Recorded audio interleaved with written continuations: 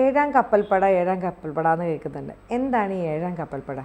അല്ല, ഏഴാം കപ്പൽപ്പട എന്നിപ്പോൾ പെട്ടെന്ന് വീണ്ടും ചർച്ചയിൽ വന്നത് നമ്മുടെ അമേരിക്കയിൽ നിന്ന് അനധികൃതമായി അവിടെ കുടിയേറിയ നുഴഞ്ഞു കയറിയ ഇന്ത്യക്കാരെ തിരിച്ചയച്ച ആ സംഭവവുമായി ബന്ധപ്പെട്ടാണ്. അപ്പോൾ ഇവിടെ ചില ആളുകൾ പറഞ്ഞു ഏഴാം കപ്പൽപ്പട ഇന്ത്യക്ക് നേരെ വന്നപ്പോൾ ഇന്ദിരാഗാന്ധി അമേരിക്കയെ വരട്ടി എന്നിട്ട് പാകിസ്ഥാനെ തോൽപ്പിച്ചു എന്നൊക്കെയാണ് ഇവിടെ ഉണ്ടാക്കുന്ന ഒരു നറേഷൻ. നമ്മൾ ഇന്നലെ ഒരു വീഡിയോയിൽ സൂചിപ്പിച്ചിരുന്നു. അപ്പോൾ ഏഴാം കപ്പൽപ്പട എന്ന് പറയുന്ന അമേരിക്കയുടെ ഒരു വലിയ യുദ്ധസന്നാഹമാണ്. ജപ്പാൻ ആസ്ഥാനമായിട്ടാണ് ഈ ഏഴാം കപ്പൽപ്പട ഉള്ളത്. ജപ്പാനിൽ നിന്നാണ് അന്ന് ഇവിടേക്ക് വന്നതും. അപ്പോൾ ഇതിൻ്റെ പശ്ചാത്തലം എന്ന് പറഞ്ഞാൽ 1971 ഇന്ത്യയും പാകിസ്ഥാനും തമ്മിൽ യുദ്ധം ഉണ്ടായി. അപ്പോൾ നമ്മുടെ നാട്ടിലെ കുട്ടികൾക്ക്, ചെറുപ്പക്കാർക്കൊന്നും കാര്യമായിട്ട് എന്തിനാണ് ഇന്ത്യയും പാകിസ്ഥാനും തമ്മിൽ യുദ്ധമുണ്ടായത് തുടങ്ങിയ കാര്യങ്ങളൊന്നും അറിയില്ല. അപ്പോൾ 1971 ഡിസംബർ 3 പാകിസ്ഥാൻ നമ്മുടെ 11 എയർബേസുകൾ ആക്രമിച്ചു. അങ്ങനെയാണ് ഇന്ത്യ ഔദ്യോഗികമായി പാകിസ്ഥാനുമായി യുദ്ധം ആരംഭിക്കുന്നത്. ഓപ്പറേഷൻ ചെങ്കിസ് ഖാൻ എന്നാണ് ആ ആക്രമണ പദ്ധതിയുടെ അതിന് പേരിട്ടിരിക്കുന്നത്. ഓപ്പറേഷൻ ചെങ്കിസ് ഖാൻ 71 വാർ. അപ്പോൾ ഇതിന് കാരണം എന്ന് പറയുന്നത് ഈ പാകിസ്ഥാനിൻ്റെ കിഴക്കൻ പാകിസ്ഥാൻ സർക്കാർ എടുക്കുന്ന നയങ്ങളോട് അഭിപ്രായ വ്യത്യാസമുള്ള ജനങ്ങൾ മുജീബ് റഹ്മാൻ്റെ നേതൃത്വത്തിൽ വലിയ പ്രക്ഷോഭം നടത്തി. അപ്പോൾ പാകിസ്ഥാൻ പട്ടാളം അവരെ അതിഭീകരമായി ആക്രമിച്ചു. ആയിരക്കണക്കിന് ആളുകളെ വെടിവെച്ചു കൊന്നു. അങ്ങനെ അവർ മുക്തി ബാഹിനി എന്ന പേരിൽ കിഴക്കൻ പാകിസ്ഥാനിലെ ആളുകൾ സംഘടിച്ച് പാകിസ്ഥാൻ പട്ടാളത്തിനോട് യുദ്ധം ചെയ്തു. ആ സമയത്ത് വലിയ അഭയാർത്ഥി പ്രവാഹം ഇന്ത്യയിലേക്കുണ്ടായി. ആളുകൾ ഓടി ഇന്ത്യയിലേക്ക് വന്നു. അപ്പോൾ നമ്മളെന്ത് ചെയ്തു? നമ്മുടെ ആഭ്യന്തര പ്രശ്നത്തെ ഇത് ബാധിക്കുമെന്ന് വന്നപ്പോൾ നമ്മൾ ഈ മുക്തി ബാഹിനിയെ ഇന്ത്യ സഹായിച്ചിട്ടുണ്ട്. പാകിസ്ഥാനെ രണ്ടായി മുറിക്കുക എന്ന ലക്ഷ്യം കൂടി ഇന്ത്യക്കുണ്ടായിരുന്നിരിക്കാം. ഏതായാലും മുക്തി ബാഹിനിയുടെ കൂടെ ഞാൻ പറഞ്ഞു കേട്ടിട്ടുള്ളത്, മുക്തി ബാഹിനിക്കാർ കള്ളിമുണ്ടും ബനിയനും ബെൽറ്റും കെട്ടിയാണ് തോക്കുമായിട്ട് യുദ്ധം ചെയ്യാൻ പോയത്. ഇന്ത്യൻ പട്ടാളക്കാരും അങ്ങനെ ഈ വേഷം ധരിച്ച് മുക്തിബാഹിനിയായി പോയി പാകിസ്ഥാനോട് യുദ്ധം ചെയ്തിട്ടുണ്ടെന്നൊക്കെ പറയപ്പെടുന്നു. പാകിസ്ഥാൻ്റെ ആരോപണമാണ്. ഏതായാലും ഇന്ത്യ ഇവരെ സഹായിക്കുന്നു എന്ന് പറഞ്ഞ് പാകിസ്ഥാൻ നമ്മളെ ആക്രമിച്ചു. നമ്മൾ എന്ത് ചെയ്തു? നമ്മൾ പാകിസ്ഥാനുമായി യുദ്ധം പ്രഖ്യാപിച്ചു.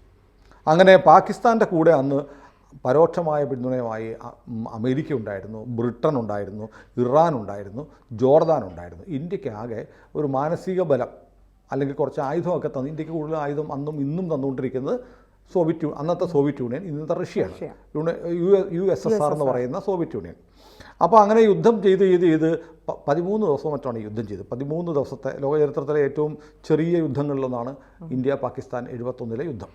അങ്ങനെ ഈ യുദ്ധത്തിൽ പാകിസ്ഥാൻ തോക്കും എന്നായപ്പോഴത്തേക്ക് അപ്പോൾ അമേരിക്കയുടെ സഹായമുണ്ട്, ബ്രിട്ടൻ്റെ സഹായമുണ്ട്. അങ്ങനെ വന്നപ്പോൾ പാകിസ്ഥാൻ ജപ്പാനിലുള്ള അവരുടെ ഏഴാം കപ്പൽപ്പട എന്ന് പറഞ്ഞാൽ വലിയ സേനാ വിഭാഗമാണ്. എൻ്റർപ്രൈസ് എന്ന് പറയുന്ന അവരുടെ കൂറ്റൻ വിമാനവാഹിനി കപ്പലുകൾ, മുങ്ങിക്കപ്പലുകൾ, ഡിസ്ട്രോയറുകൾ ഒക്കെ അടങ്ങുന്ന വലിയ സേനാവ്യൂഹം. ഇന്നിപ്പോൾ 7th ഫ്ലീറ്റിന് ജപ്പാനിലെ യോക്കോസുക്ക എന്ന് പറയുന്ന സ്ഥലത്താണ് ഏഴാം കപ്പൽപ്പടയുടെ ആസ്ഥാനം. അമേരിക്കയുടെ വലിയൊരു സൈനിക ശേഷിയാണ്. അതായത് നമ്മൾ ഞെട്ടിപ്പോൾ 50 മുതൽ 70 വരെ കപ്പലുകളുണ്ട് ഏഴാം കപ്പൽപ്പടയിൽ. അതിനകത്ത് 150 വിമാനങ്ങളുണ്ട്, 27,000 സോൾജിയേഴ്സ് ഉണ്ട്, മറീൻസും പട്ടാളക്കാരുമായിട്ട്. അത്രയും വലിയ സന്നാഹമാണ് ഏഴാം കപ്പൽപ്പട. ഇത് ഏഴാം കപ്പൽപ്പട ഉണ്ടാവുന്നത് 1943 മാർച്ച് 15 ഓസ്ട്രേലിയയിൽ വെച്ചിട്ടാണ് രൂപീകരിക്കുന്നത്. 2ാം ലോക മഹായുദ്ധത്തിൻ്റെ കാലത്താണ് 7th ഫ്ലീറ്റ് രൂപീകരിക്കുന്നത്. ഓസ്ട്രേലിയയുടെ കീഴിലായിരുന്നു. പിന്നീട് ചൈനയിൽ ഇതിൻ്റെ ആസ്ഥാനം വന്നിട്ടുണ്ട്. ഒടുവിൽ 1949 ഓഗസ്റ്റ് 19 മുതൽ അമേരിക്കയുടെ കീഴിലാണ് ഏഴാം കപ്പൽപ്പട. അപ്പം ആലോചിച്ച് നോക്കണം, 70ഓളം കപ്പലുകൾ, 150 വിമാനങ്ങൾ, 27,000 ഭടന്മാർ, ഇത്രയുള്ള ഒരു കൂറ്റൻ സൈനിക വ്യൂഹമാണ് ഏഴാം കപ്പൽപ്പട. അങ്ങനെ പാകിസ്ഥാൻ തോക്കുന്ന നില വന്നപ്പോഴത്തേക്ക് ബംഗാൾ ഉൾക്കടലിലേക്ക് ജപ്പാനിൽ നിന്ന് ഏഴാം കപ്പൽപ്പട വന്നു. ആരെയാണ്? പാകിസ്ഥാനെ സഹായിക്കാൻ വേണ്ടി.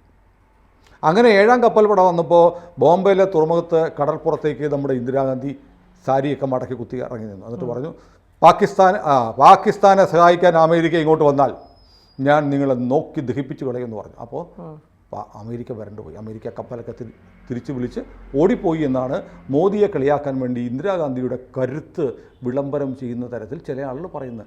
സത്യത്തിൽ എന്താ നടന്നറിയോ? ഏഴാം കപ്പൽപ്പടയെക്കുറിച്ചല്ല, ഞാനിപ്പോൾ 10ാം കപ്പൽപ്പടയെക്കുറിച്ച് പറയാൻ ഉദ്ദേശിക്കുന്നത്. 10ാം കപ്പൽപ്പട എന്ന് പറയുന്നത് സോവിയറ്റ് യൂണിയൻ്റെയാണ്. അതായത് ജപ്പാനിൽ നിന്ന് ബംഗാൾ ഉൾക്കടലിലേക്ക് ഏഴാം കപ്പൽപ്പട വരികയാണ്. ആരെ സഹായിക്കാൻ? തോൽവി ഉറപ്പാക്കിയ പാകിസ്ഥാനെ സഹായിക്കാൻ വേണ്ടി ഇന്ത്യയെ അടിക്കാൻ വേണ്ടിയിട്ടാണ് ഈ കൂറ്റൻ സേനാവ്യൂഹം വരുന്നത്. അങ്ങനെ ഇത് ഏഴാം കപ്പൽപ്പട ഇങ്ങനെ ഇന്ത്യക്ക് നേരെ വന്നിട്ടുണ്ടോ എന്ന് ഇപ്പോഴും 7th ഫ്ലീറ്റിൻ്റെ വെബ്സൈറ്റിൽ അവർ പറയുന്നുണ്ട്, ഞങ്ങൾ അങ്ങോട്ട് പോയി എന്നുള്ളത്. അപ്പോൾ ഇത് കള്ളമൊന്നുമല്ല, അമേരിക്ക തന്നെ സമ്മതിക്കുന്നുണ്ട്. ഇന്ത്യയെ ആക്രമിക്കാൻ വേണ്ടിയിട്ട് പാകിസ്ഥാനെ സഹായിക്കാൻ വേണ്ടി 7th ഫ്ലീറ്റിനെ ഞങ്ങൾ അയച്ചു എന്നുള്ള ഒഫീഷ്യൽ വെബ്സൈറ്റിൽ ഇപ്പോഴുമുണ്ട്. അപ്പോൾ ഇങ്ങനെ വന്നപ്പോൾ സോവിയറ്റ് യൂണിയൻ്റെ നാവികസേനാ തലവൻ്റെ പേര് അഡ്മിറൽ സർജി ഗ്രോഷ്കോവ് എന്നായിരുന്നു. അത് ഇന്ത്യയോട് വലിയ സ്നേഹമുള്ള ആളായിരുന്നു. അദ്ദേഹത്തിന് പൊളിറ്റിക്കൽ ലീഡർഷിപ്പിൻ്റെ അനുമതി കിട്ടും മുമ്പ് തന്നെ അദ്ദേഹം ഇത് ചെയ്തറിയോ, അദ്ദേഹം സ്വന്തം നിലയിൽ സോവിയറ്റ് യൂണിയൻ്റെ പിന്നീട് അതിന് പൊളിറ്റിക്കൽ അപ്രൂവൽ കിട്ടി, രാഷ്ട്രീയ അനുമതി കിട്ടുമെന്ന് അദ്ദേഹത്തിന് വ്യക്തമായ ധാരണ ഉള്ളതുകൊണ്ട് കൂടിയാണ് അദ്ദേഹം സ്വന്തം നിലയ്ക്ക് ഒരു തീരുമാനമെടുത്തത്. അദ്ദേഹം പറഞ്ഞു, അദ്ദേഹം 10ാം കപ്പൽപ്പട അവരുടെ വ്ളാദിമിർ ക്രുഗുല്യാക്കോവ് എന്ന് പറയുന്ന അഡ്മിറലിൻ്റെ നേതൃത്വത്തിലാണ് 10ാം കപ്പൽപ്പട സോവിയറ്റ് യൂണിയൻ്റെ ഉണ്ടായിരുന്നത്. അദ്ദേഹം അവരോട് പറഞ്ഞു, ഒരു കാര്യം ചെയ്യൂ, നിങ്ങളിപ്പോൾ തന്നെ നമ്മുടെ 10ാം ഫ്ലീറ്റിനെ നമ്മൾ ഇന്ത്യൻ ഓഷനിലേക്ക് അയക്കാൻ പറഞ്ഞു. അങ്ങനെ ക്രുഗുല്യാക്കോവിൻ്റെ നേതൃത്വത്തിലുള്ള 10ാം കപ്പൽപ്പട അമേരിക്ക വരുന്നു എന്നറിഞ്ഞിട്ട്, അമേരിക്ക ഇന്ത്യക്ക് നേരെ വരുന്നു എന്നറിഞ്ഞിട്ട് ഇന്ത്യൻ മഹാസമുദ്രത്തിലേക്ക് പാഞ്ഞു വന്നു. ഇതാണ് ചരിത്രം. അപ്പോൾ ഇന്ത്യ ആവശ്യപ്പെട്ടു, ഇന്ത്യ പറഞ്ഞു, ഇന്ത്യ നിലവിളിച്ചു സോവിയറ്റ് യൂണിയനെ വിളിച്ചിട്ട് സഹായിക്കണം. അതായത് നമ്മുടെ സർജി ഗ്രോഷ്കോവിനോട് ഇന്ത്യൻ ആർമിയുടെ ഭാഗത്തുനിന്ന് SOS പോയി, അമേരിക്കൻ ഫ്ലീറ്റ് വരുന്നു പാകിസ്ഥാനെ സഹായിക്കാൻ, ഞങ്ങളെ സഹായിക്കാൻ നിങ്ങളല്ലാതെ ആരുമില്ല എന്ന് പറഞ്ഞപ്പോഴാണ് ഈ തീരുമാനമെടുത്ത് സോവിയറ്റ് യൂണിയൻ്റെ 10ാം ഫ്ലീറ്റ് ഇന്ത്യൻ സമുദ്രത്തിലേക്ക് പാഞ്ഞു വന്നു, പരമാവധി സ്പീഡിൽ വന്നു. അവരുടെ കൂടെ ഒരു ക്രൂയിസർ ഉണ്ടായിരുന്നു, ഒരു ഡിസ്ട്രോയർ ഉണ്ടായിരുന്നു, 2 അന്തർവാഹിനികളുണ്ടായിരുന്നു. വിമാനവാഹിനിയൊന്നും ഉണ്ടായിരുന്നില്ല. പക്ഷേ അവരെന്ത് ചെയ്യുന്നറിയോ, അവർ 7ാം കപ്പൽപ്പട വരുന്നതിന് മുമ്പ് തന്നെ ഇവർ ഇന്ത്യൻ ഓഷനിലെത്തി. ഇന്ത്യൻ ഓഷനിലെത്തി 7ാം കപ്പൽപ്പട ദൂരെ നിന്ന് വന്ന് അവർ ടെലസ്കോപ്പ് വെച്ച് നോക്കുമ്പോൾ കാണുന്നതെന്നറിയോ, റഷ്യയുടെ സോവിയറ്റ് യൂണിയൻ്റെ 10th ഫ്ലീറ്റ് അവരെ വളഞ്ഞിരിക്കുന്നു മാത്രമല്ല, അതിൻ്റെ മിസൈൽ ക്യാപ്പുകളുണ്ടല്ലോ, മിസൈൽ ക്യാപ്പ് എന്ന് പറഞ്ഞാൽ മിസൈലൊക്കെ ഇടുന്നത് എപ്പോഴും തുറന്നു വെച്ചിരിക്കുകയല്ല. മിസൈൽ നമ്മൾ ക്യാമറ എടുക്കുമ്പോൾ ആളുകൾ ഈ ലെൻസ് ഒരു അടപ്പ് വെച്ച് മറച്ചു വെക്കുമല്ലോ, ഫോട്ടോ എടുക്കാൻ നേരത്തിൽ ലെൻസിൻ്റെ ക്യാപ്പ് മാറ്റും എന്ന് പറയുന്നത്. മിസൈൽ ക്യാപ്പുകളൊക്കെ തുറന്നിട്ടിട്ടാണ് ഈ കപ്പലുകൾ നിൽക്കുന്നത്. എന്ന് പറഞ്ഞാൽ ബട്ടൺ അമർത്തിയാൽ അപ്പോൾ മിസൈൽ പോകും. അപ്പോൾ അമേരിക്കൻ കപ്പലുകൾക്ക് നേരെ മിസൈൽ ക്യാപ്പുകളൊക്കെ തുറന്നിട്ട് നിൽക്കുന്നു 10th ഫ്ലീറ്റ്, USSRൻ്റെ കപ്പൽ. അപ്പം അമേരിക്ക വരണ്ടു പോയി. അമേരിക്ക നോക്കുമ്പോൾ അമേരിക്ക കരുതിയത് ഇത്രയും അവർ ഭയങ്കര ഒരു ഓർഡർ കിട്ടിയാൽ മാത്രം വെടിവെക്കുമെന്നും പറഞ്ഞ് അവർ സജ്ജരായി അവരുടെ സൈനികർ ഉൾപ്പെടെ നിൽക്കുന്ന കണ്ടപ്പോഴത്തേക്ക് അമേരിക്കൻ 7th ഫ്ലീറ്റ് കരുതി ഇവരുടെ കൂടെ ഒരുപാട് അന്തർവാഹിനികളുമൊക്കെ കടലിനടി കാണും. പുറമേ ഇത്രയേ ഉള്ളെങ്കിൽ നമ്മുടെ ഈ 7ാം ഫ്ലീറ്റിനെ വെല്ലാനായിട്ട് 10th ഫ്ലീറ്റ് കിടക്കുന്നു. കാണുമ്പോൾ 5-6 കപ്പലേ ഉള്ളൂ. പക്ഷേ അടിയിൽ അന്തർവാഹിനികൾ കൂടുതലുണ്ടാവുന്ന ആര് കരുതി? അമേരിക്ക കരുതി. അമേരിക്ക ഇപ്പോൾ എന്ത് ചെയ്തറിയോ, അവിടെ വെച്ച് അമേരിക്ക നിർത്തിയിട്ട് അമേരിക്ക 7th ഫ്ലീറ്റ് തിരിച്ചുപോയി. ഇങ്ങനെയാണ് 1971 യുദ്ധത്തിൽ 7ാം കപ്പൽപ്പടയെ അല്ലെങ്കിൽ നമുക്ക് വേണ്ടി സോവിയറ്റ് യൂണിയൻ ചേർത്തത്. അപ്പോൾ നമ്മൾ ഈ പറയുമ്പോഴത്തേക്ക് ഈ വ്ളാഡിവോസ്റ്റോക്കിൽ നിന്നാണ് ഈ ഇന്ത്യൻ സമുദ്രത്തിലേക്ക് റഷ്യൻ കപ്പലുകൾ, സോവിയറ്റ് യൂണിയൻ്റെ കപ്പലുകൾ വന്നത്. അപ്പോൾ കുറച്ച് ഈ നേരത്തെ ഞാൻ പറഞ്ഞല്ലോ, ഒരു ക്രൂയിസറും ഒരു ഡിസ്ട്രോയറും 2 ന്യൂക്ലിയർ ആണവ അന്തർവാഹിനികളും മാത്രമേ അതിനകത്തുണ്ടായിരുന്നുള്ളൂ. പക്ഷേ അവരുടെ പക്കലുണ്ടായിരുന്ന ആയുധശേഖരം എന്ന് പറയുന്നത്, അതായത് അമേരിക്കയുടെ 7th ഫ്ലീറ്റിനെ പല തവണ മുക്കാൻ പോകുന്ന ആയുധങ്ങൾ ഇവരുടെ കയ്യിലുണ്ടായിരുന്നു. അത്രയും പവർഫുള്ളായിട്ടുള്ള ആയുധങ്ങളുണ്ടായിരുന്നു. പിന്നെ മാത്രമല്ല, അവരെന്നും റെഡിയാണ്. മറ്റവർ ഇങ്ങോട്ട് വന്നേ ഉള്ളൂ. അവർ ഈ പറഞ്ഞ പോലെ മിസൈൽ ക്യാപ്പുകൾ മാറ്റിയിട്ട് പോലും ഇല്ലായിരുന്നു. അവരിത് മാറ്റാൻ പോകുന്ന നേരത്തിന് ഇവിടുന്ന് ഇവർ അടി കൊടുക്കുമെന്ന തരത്തിലായി. അപ്പോൾ അങ്ങനെയാണ് നമ്മൾ അപ്രതീക്ഷിതമായി US ഒരിക്കലും പ്രതീക്ഷിക്കാത്ത, അമേരിക്ക ഒരിക്കലും പ്രതീക്ഷിക്കാത്തതായിരുന്നു സോവിയറ്റ് യൂണിയൻ്റെ കപ്പലുകൾ ഇന്ത്യയെ സഹായിക്കാൻ വരുമെന്നുള്ളത്. അപ്പോൾ അന്ന് മുതലേ നോക്കൂ, അന്ന് മുതൽ ഇന്ന് വരെ നമുക്ക് റഷ്യയുമായിട്ടുള്ള ബന്ധം അത്ര തീവ്രമായ ബന്ധമാണ്. പോയിട്ട് പോലും ഇപ്പോഴും പുടിനുമായിട്ടുള്ള ഇന്ത്യക്കായിട്ടുള്ള ബന്ധം, നമ്മൾ ഈ യുക്രൈൻ വാർ നടന്നപ്പോൾ കണ്ടില്ലേ, അവിടെ യുദ്ധം നിർത്തിവെച്ചിട്ട് നമ്മുടെ കുട്ടികളെ ഒരു സുരക്ഷിത പാത ഉണ്ടാക്കി കൊണ്ടുവരാൻ പറ്റി. റഷ്യയുമായി നമ്മുടെ സൈന്യം ഉപയോഗിക്കുന്ന ഏതാണ്ട് 60% ആയുധങ്ങളും യുദ്ധോപകരണങ്ങളും ഒക്കെ റഷ്യൻ നിർമ്മിതമാണ്. അപ്പോൾ ഇങ്ങനെ വലിയൊരു ബന്ധം നമുക്ക് അവരുമായിട്ടുണ്ട്. അപ്പോൾ ഇത് ഈ പരസ്പരം നമ്മൾ സഹായിച്ച് മുന്നോട്ട് പോകുന്ന, കൊണ്ടും കൊടുത്തും വാങ്ങിയും കൊടുത്തും ആണ് റഷ്യയുമായിട്ടുള്ള നമ്മുടെ ബന്ധം. അമേരിക്കയുമായിട്ട് നമുക്ക് അങ്ങനെ ഒരു ഗാഢമായ ബന്ധമൊന്നും ഉണ്ടായിരുന്നില്ല. ഇപ്പോൾ ട്രംപ് വന്നപ്പോൾ അമേരിക്കയുമായി നല്ല ബന്ധം ഉണ്ടാവുന്നു എന്നതുകൊണ്ട് ഇവിടെ ഒരുപാട് പേർക്ക് അസ്വസ്ഥത ഉണ്ടാകുന്നുണ്ട്. അതുകൊണ്ടാണ് ട്രംപ് അങ്ങനെ ചെയ്തില്ലേ, മോദി ഭീരുവാണോ എന്നൊക്കെ പറഞ്ഞ് കളിയാക്കുന്നത്. ഒരേ സമയത്ത് അമേരിക്കയോടും റഷ്യയോടും നല്ല ബന്ധം പുലർത്താൻ നരേന്ദ്രമോദിക്ക് കഴിയുന്നുണ്ട് എന്നതാണ് ഇതിൻ്റെ ഏറ്റവും വലിയ സവിശേഷത. അപ്പോൾ നമ്മൾ ഈ പറയുന്ന പോലെ ഇതിനകത്ത് വലിയൊരു തമാശയുണ്ട്. 13 ദിവസമാണ് യുദ്ധം ഉണ്ടായിരുന്നത്. 13 ദിവസം കഴിഞ്ഞിട്ട് ഇൻസ്ട്രുമെൻ്റ് ഓഫ് സറണ്ടർ എന്ന് പറഞ്ഞിട്ട് പാകിസ്ഥാൻ നമ്മുടെ മുന്നിൽ തോൽവി ഒപ്പിട്ടു. അബ്ദുള്ള ഖാൻ നിയാസി എന്ന് പറയുന്ന അവരുടെ മേജർ ജനറൽ കുനിഞ്ഞ ശിരസോടെ വന്ന് നമ്മുടെ മുന്നിൽ ഞങ്ങൾ തോറ്റിരിക്കുന്നു എന്ന് എഴുതി ഒപ്പിട്ടിട്ടാണ് ആ യുദ്ധത്തിൽ പോയത്. പക്ഷേ ഇന്ദിരാഗാന്ധി ചെയ്തതെന്നറിയോ? ഇന്ദിരാഗാന്ധി വലിയ പുള്ളിയാണെന്നൊക്കെ അവർ പറയുന്നുണ്ടല്ലോ. 93,000 പാകിസ്ഥാൻ ഭടന്മാർ നമ്മുടെ കസ്റ്റഡിയിലുണ്ടായിരുന്നു. നമ്മുടെ 89 പേര് അവരുടെ കയ്യിലുണ്ടായിരുന്നു. നമ്മളെന്ത് ചെയ്തു? ഈ 93,000 പേരെ വിട്ടുകൊടുത്തു. 89 പേരെ വേണമെന്ന് നമ്മൾ ആവശ്യപ്പെട്ടില്ല. സ്വന്തം രാജ്യത്തെ, അതായത് പാകിസ്ഥാൻ്റെ ഭടന്മാരെ 93,000 പേരെ നമ്മൾ പിടിച്ചവരെ നമ്മൾ സമാധാന യുദ്ധവിരാമത്തിൻ്റെ കരാറിൻ്റെ ഭാഗമായി തോൽവി സംബന്ധിച്ച് നിയാസി ഒപ്പിട്ടപ്പോൾ നമ്മൾ വിട്ടുകൊടുത്തു. എന്നാൽ പകരം 89 ഇന്ത്യൻ പട്ടാളക്കാരെ വിട്ടുതരണം എന്നാവശ്യപ്പെട്ടില്ല. എങ്ങനെയുണ്ട്? ആ ഇന്ദിരാഗാന്ധിയാണ് ഇവർ പൊക്കിപ്പിടിച്ച് മോദിയെ കുറ്റം പറയാൻ ഉപയോഗിക്കുന്നത്. അപ്പോൾ ഇസ്രായേൽ പോലും 3 തടവുകാരെ കിട്ടാൻ വേണ്ടി അത്രയും പേരെ കൊടുത്തു. അതാണ്, നമ്മൾ 93,000 പേരെ കൊടുത്തു, നമ്മുടെ 89 പേരെ മേടിച്ചില്ല. ആ ഇന്ദിരാഗാന്ധി മഹതിയാണെന്നാണ് പറയുന്നത്. പിന്നെ ഈ യുദ്ധത്തെക്കുറിച്ച് 1971 യുദ്ധത്തെക്കുറിച്ച് നമ്മൾ പറയുമ്പോൾ നമുക്ക് നമ്മുടെ 3,643 മരണമെന്നാണ് ഒഫീഷ്യൽ റെക്കോർഡ്സിൽ കാണുന്നത്. പാകിസ്ഥാൻ്റെ 10,000 പേര് മരിച്ചു.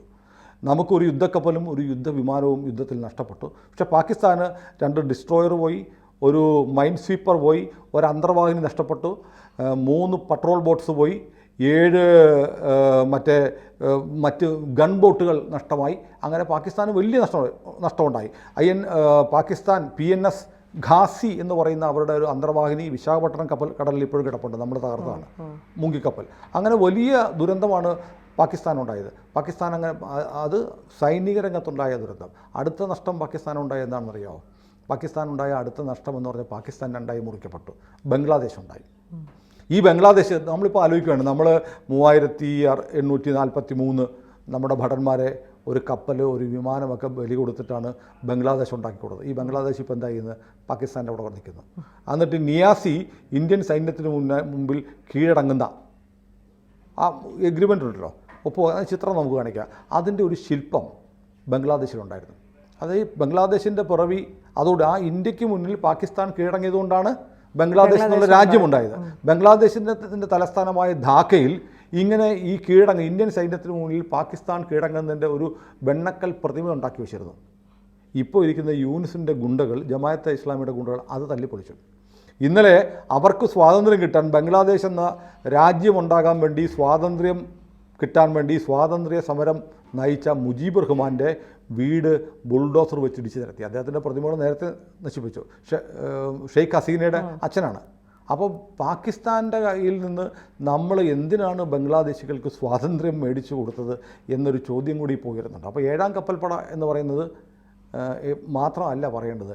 7ാം കപ്പൽപ്പടയെ ചെറുത്ത അതിൻ്റെ 4/1 മാത്രം ശേഷിയുണ്ടായിരുന്ന 10ാം കപ്പൽപ്പടയെ, റഷ്യയുടെ 10ാം കപ്പൽപ്പടയെക്കുറിച്ച് കൂടി നമ്മൾ പറയണം. പിന്നെ 93,000 ഭടന്മാരെ ഇന്ത്യ വിട്ടുകൊടുത്തപ്പോൾ 89 ഇന്ത്യൻ ഭടന്മാരെ ചോദിക്കാറുന്ന ഇന്ദിരാഗാന്ധിയെ കൂടി നമ്മൾ അറിയേണ്ടതുണ്ട്. കൂടുതൽ വാർത്തകളും വിശേഷങ്ങളും നിങ്ങളിലേക്ക് എത്താൻ ABC മലയാളം സബ്സ്ക്രൈബ് ചെയ്യുക, ബെൽ ബട്ടണും അമർത്തുക.